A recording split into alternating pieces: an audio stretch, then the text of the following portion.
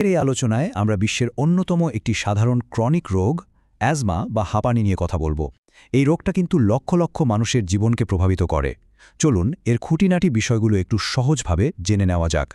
ভাবুন তো একবার, কি হয় যখন শরীরের নিজেরই শ্বাসনালীগুলো একটু বেশি সতর্ক হয়ে যায়? অ্যাজমার অভিজ্ঞতা বুঝতে হলে এই প্রশ্নটা কিন্তু বেশ জরুরি।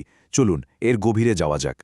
তো প্রথমেই আমাদের বুঝতে হবে অ্যাজমা আসলে ঠিক কি আর কেনই বা এটা আমাদের শ্বাসনালীকে এতটা সংবেদনশীল করে তোলে।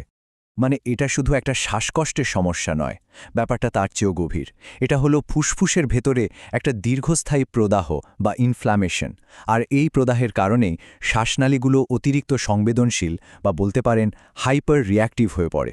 আর যখন শ্বাসনালীগুলো এমন সংকুচিত হয়ে পড়ে তখন শরীর কিছু সতর্ক সংকেত পাঠায়, যেমন শ্বাস নেওয়ার সময় সাঁই সাঁই শব্দ হওয়া, যাকে আমরা হুইজিং বলি, বা বুকে চাপ লাগা। এগুলো আসলে শরীরে জানানোর উপায় যে ভেতরে কিছু একটা গোলমাল হচ্ছে। আচ্ছা, এবার একটা দারুণ ব্যাপার দেখা যাক।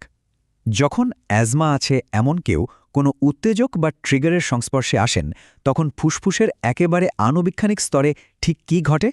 মূল সমস্যাটাই হলো এই এয়ারওয়ে হাইপার রিঅ্যাক্টিভিটি। এর মানে হলো শ্বাসনালীগুলো অতিরিক্ত সংবেদনশীল বা বলতে পারেন একটু বেশি স্পর্শকাতর হয়ে থাকে। তাই ধুলো, পোলেন বা ঠান্ডা বাতাসের মতো সাধারণ ব্যাপারেও তীব্র প্রতিক্রিয়া দেখায়, যা বেশিরভাগ মানুষের ক্ষেত্রে কিন্তু হয় না। এই গ্রাফটা দেখুন, কি দারুণভাবে পার্থক্যটা ফুটিয়ে তুলেছে।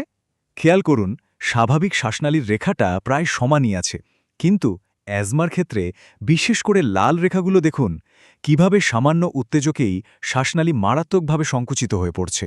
শ্বাস নেওয়াটা যে কতটা কঠিন হয়ে পড়ে তা এখান থেকেই বোঝা যায়। আর একটা গুরুত্বপূর্ণ বিষয় হল, অ্যাজমা অ্যাটাক কিন্তু একটা একক ঘটনা নয়। এটা আসলে ফুসফুসের ভেতরে একটা চেইন রিঅ্যাকশন। প্রথমে একটা তাৎক্ষণিক সংকোচন হয়, কিন্তু তার কয়েক ঘন্টা পরেও একটা বিলম্বিত প্রতিক্রিয়া দেখা যায়, কারণ তখন প্রদাহ সৃষ্টিকারী কোষগুলো সক্রিয় হয়ে ওঠে। তো এই যে এত সব লক্ষণ দেখা যাচ্ছে, চিকিৎসকরা কিভাবে নিশ্চিত হন যে এটাই অ্যাজমা? চলুন এবার রোগ নির্ণয়ের পথটা একটু দেখে নেওয়া যাক। রোগ নির্ণয়ের প্রক্রিয়াটা অনেকটা গোয়েন্দা গল্পের মতো।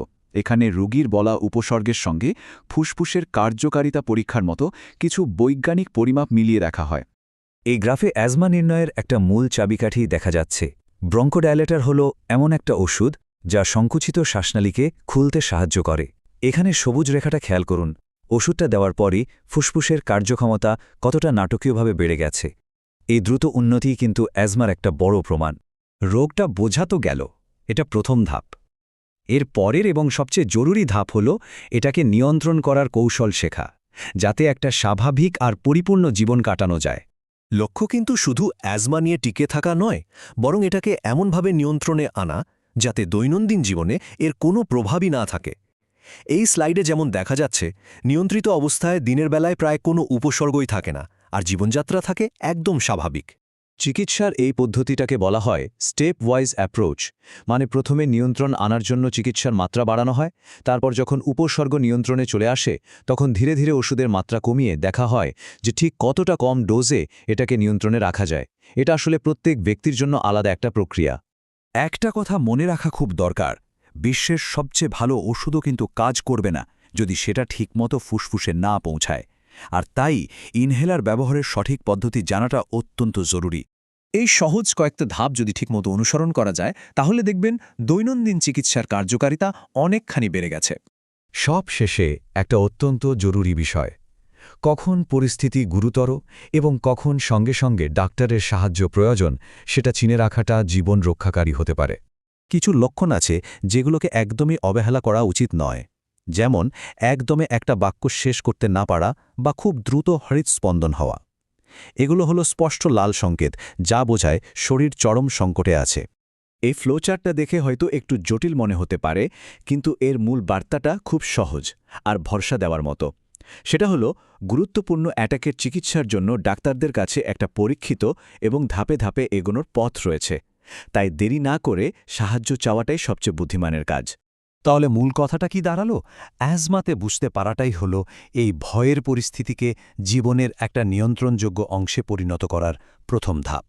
সঠিক জ্ঞান আর ব্যবস্থাপনার মাধ্যমে কিন্তু একটা সম্পূর্ণ সুস্থ এবং সক্রিয় জীবনযাপন করা একদমই সম্ভব।